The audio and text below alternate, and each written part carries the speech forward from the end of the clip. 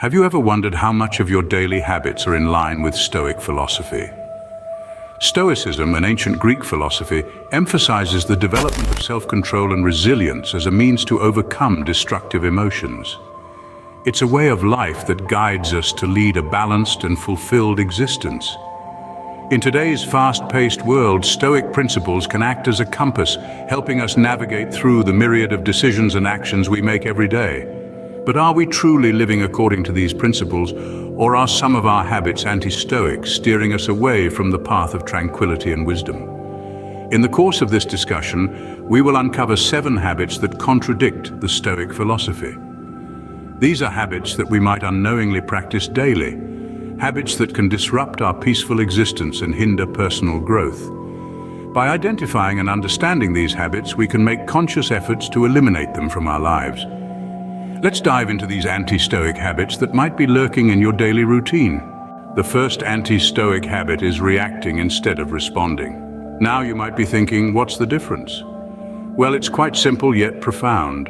When we react, it's typically an immediate, impulsive, and emotional action. It's like a knee-jerk reflex to whatever situation we're faced with. On the other hand, responding is more thoughtful and deliberate. It's taking a moment to consider the situation, weigh our options, and then act in a manner that aligns with our principles and values. It's about maintaining control over our reactions, a key Stoic principle. Think about it. When you react, you're letting the situation control you, but when you respond, you're in the driver's seat. You're in control, you're not at the mercy of your emotions or the situation. So take a moment, breathe, and then respond. Don't let life's curveballs get the better of you. Remember, Stoics respond, they don't react. The second anti-Stoic habit is seeking external validation. This is the tendency to base our sense of self-worth on the approval, praise, or recognition of others. It's like building a house on shifting sands, unstable and unpredictable. Stoicism, however, encourages us to seek validation from within to become our own source of affirmation. Why? Because when we constantly seek approval from others, we give them power over our self-esteem. Our happiness becomes dependent on their judgments, their opinions. It's a precarious position to be in, isn't it? Instead, Stoics believe in cultivating an inner compass, an internal scorecard, if you will. This means developing a strong sense of self, grounded in our own values and beliefs. When we validate ourselves, we become more resilient, more confident, and more independent. We're no longer at the mercy of others' opinions. So remember, Stoics find validation within themselves, not from others. The third anti-Stoic habit is avoiding discomfort. In the realm of Stoicism, discomfort is not seen as a foe, but rather a friend. It's an inherent part of our existence, a universal challenge that shapes and refines us. When we sidestep discomfort, we unknowingly sidestep opportunities for growth and learning. Consider for a moment a seed. The seed must endure the discomfort of breaking its shell and pushing through the earth before it can grow into a towering tree. Similarly, we too must face discomfort to truly blossom. When we yield to discomfort, we surrender to complacency and stagnation. We deny ourselves the chance to explore the vast expanse of our potential. But by embracing discomfort, we can transcend our limitations and foster growth, resilience, and wisdom. For Stoics, discomfort is not a deterrent, but a catalyst for evolution.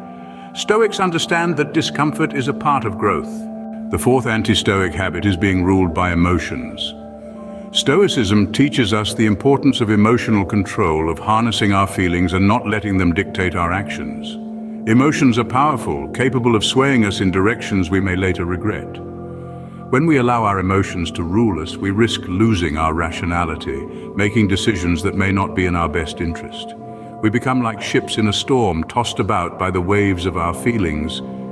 But Stoicism offers us a different path. Stoics strive to be masters of their emotions, not slaves. They understand that emotions are a part of life, but they don't let them take the wheel. They feel, yes, but they also think, they analyze, they consider. They take a step back and see the bigger picture. They control their emotions instead of letting their emotions control them. Stoics are masters of their emotions, not slaves to them. The fifth anti-Stoic habit is living in the past or future. Let's delve into the Stoic principle of living in the present. It's simple yet profound. It's about acknowledging that the past is set in stone. and the future is uncertain, leaving us with the present as the only moment we can truly experience and influence. When we dwell on the past, whether it's past mistakes, missed opportunities, or even past triumphs, we chain ourselves to events that no longer exist. Similarly, when we worry about the future, we burden ourselves with scenarios that may never come to pass. This constant time travel in our minds robs us of the present moment, the only moment that truly matters. Living in the present is about focusing on what is happening right now. It's about embracing this moment with all its beauty and chaos. It's about realizing that the present moment is all we truly have. Stoics live in the here and now. The sixth anti-stoic habit is avoiding responsibility. Now let's talk about responsibility. Stoicism teaches us that we are entirely responsible for our actions, and by extension, the outcomes they generate. You see, when we sidestep responsibility, we're essentially refusing to acknowledge our own power to shape our lives. This avoidance can lead to stagnation, a lack of personal growth, and emotional immaturity. Remember that every decision you make, every action you take, it all contributes to the person you become. By dodging responsibility, you're not only denying your agency, but also missing out on valuable lessons that could lead to personal growth and maturity. The Stoics didn't believe in passing the buck. They believed in owning their actions, their decisions, and their lives. They understood that to grow as individuals, they had to accept the consequences of their actions, good or bad, and learn from them. Stoics take responsibility for their actions. The final anti-stoic habit is pursuing pleasure over virtue.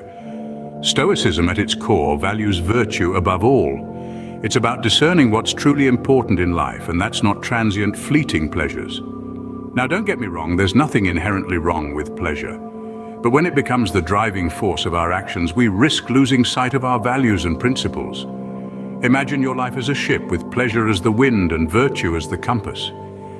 If the ship follows the wind without regard to the compass, it may enjoy a quick ride, but it's likely to end up lost at sea. On the other hand, if the ship uses the compass to navigate, it might encounter rough seas and strong winds, but it will ultimately reach its destination. Prioritizing pleasure leads to short-term gratification, but often at the expense of long-term satisfaction. Remember, it's the journey, not just the destination, that shapes us. Stoics value virtue above all else. So, there you have it, the 7 anti-stoic habits that might be hiding in your daily routine.